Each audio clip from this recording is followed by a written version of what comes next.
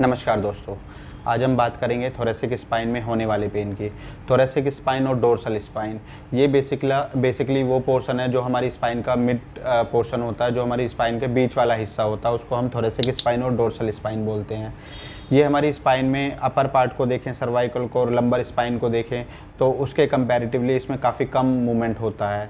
कम movement होने की वजह से इस एरिया की जो मसल्स हैं वो काफ़ी कम मोबाइल होती हैं, जिसकी वजह से मसल स्ट्रेन होने के भी चांसेस रहते हैं।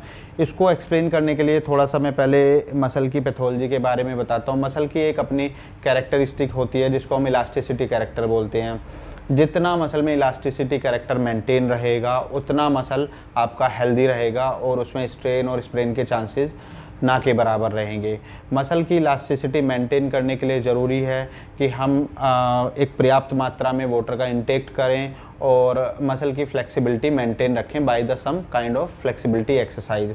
अगर ऐसा होता रहता है तो हमारी मसल में स्ट्रेन और स्प्रेन या इंजरी होने के चांसेस बहुत ही ना के बराबर हो जाते हैं। तो दोस्तों हम वापस आते हैं अपने थोरेसिक स्पाइन पे।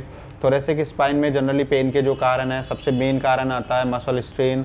कई बार क्या होता है इस एरिया में मूवमेंट कम होने की वजह से या सेडेंटरी लाइफस्टाइल की वजह से कई बार हमारी इस एरिया में मसल में स्ट्रेन आ जाता है और जिसकी वजह से हमारे थोरेसिक स्पाइन में पेन होता है।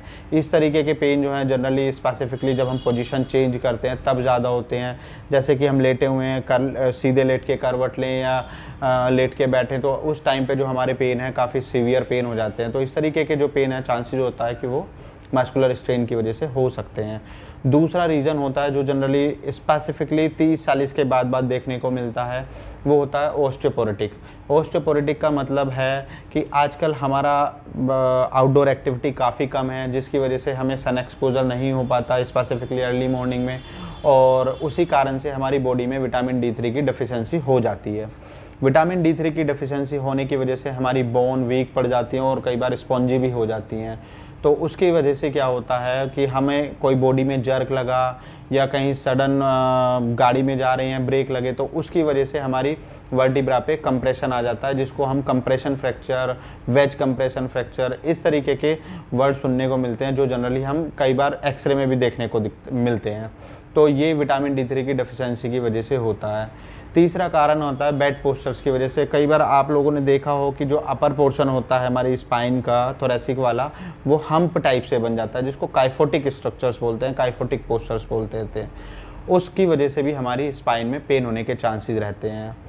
एक जो अलग से रीज़न आता है वो होता है कोई सीरियस पैथोलॉजी, लाइक कोई इन्फेक्शन हो गया, हमारा ट्यूबरक्लोसिस हो गया, कैंसरस सेल्स हो गई या कोई अदर टाइप का इन्फेक्शन हो गया, जिसकी वजह से हमारा एक सिम्टम्स आना शुरू हो जाता है, जिसमें एक प्राइमरी सिम्टम्स होता है पेन। या कई बार हमारे सॉफ्ट ऑर्गन से रिलेटेड पेन भी हमारे रेफ़र करते हैं, जैसे किडनी स्टोन हो गया, गॉल ब्लैडर स्टोन हो गया या लीवर से रिलेटेड। तो कई बार इस तरीके के सॉफ्ट ऑर्गन में अगर कोई इशूज़ होते हैं तो वो पेन भी हमारे रेफ़र होके बैक में जाते हैं। तो इन्हीं सब कारणों से हमारे स्पाइन में इशूज़ होते हैं। तो कई बार दोस्तों इसमें मेरी सलाह होती है, अगर किसी भी पर्सन को थोरेसिक स्पाइन में पेन आ रहे हैं और वो 1 हफ्ते 10 दिन से ज़्यादा हो गए हैं कंटिन्यू आते हुए, या वीक में 3-4 बार भी आ रहा है, तो अपने किसी स्पेशलिस्ट से सलाह ले लें और उसको डायग्नोस कराएं कि एग्जैक्टली उसके रीज़न क्या है। वरना कई बार गंभीर समस्या होती है और वो बढ़ जाती है तो उसको क्योर करना इट्स वेरी डिफ़िकल्ट। अब हम इसकी प्रिवेंशन की बात करते हैं कि जो अगर जनरल चीज़ें हैं, in that case if there is no any kind of infection, no any kind of serious pathology, then what we can do to prevent a thoracic spine pain। उसके लिए हमें क्या करना है, जैसा मैंने पहले ही बताया, फ्लेक्सिबिलिटी मेंटेन रखनी है, मसल का इलास्टिसिटी मेंटेन रहना चाहिए, क्लिप प्रोटीन हो गया, वाटर हो गया, मसल की फ्लेक्सिबिलिटी एक्सरसाइज होगी। दूसरा फिर से सेम चीज़ आ जाती है हमारे करेक्ट पोस्चर्स। करेक्ट पोस्चर्स रखने हैं अपने बैठने में, लेटने में, वॉकिंग के टाइम पे। तो इस तरीके के करेक्ट पोस्चर मेंटेन करने हैं और कुछ बैक स्ट्रेंथनिंग एक्सरसाइज करनी है, जैसे कि उल्टे लेट के कमर को उठाना हो गया, उल्टे लेट के पैर उठाना हो गया। तो इस तरीके की बैक स्ट्रेंथनिंग और स्ट्रेचिंग एक्सरसाइज करनी है, जिससे कि हमारा कर्व नेचुरल रहेगा स्पाइन का और स्पाइन में इश्यूज़ नहीं आएंगे।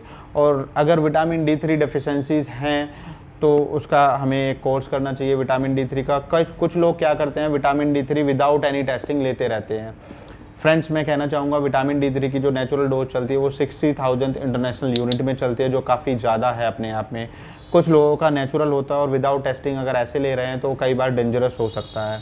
तो जो लोग 30 से ऊपर हैं तो कायदे से उन्हें 1 साल में एक बार अपना मेडिकल चेकअप कराना चाहिए, और जो डेफिशिएंसीज आ रही हैं उनको अपना थेरेपेटिक डोज के थ्रू या न्यूट्रिशनल वैल्यू इंक्रीज़ करके उनको सही करना है, जिससे कि आपकी बॉडी की जो पैथोलॉजी है और इम्यून सिस्टम है सही से वर्क करे।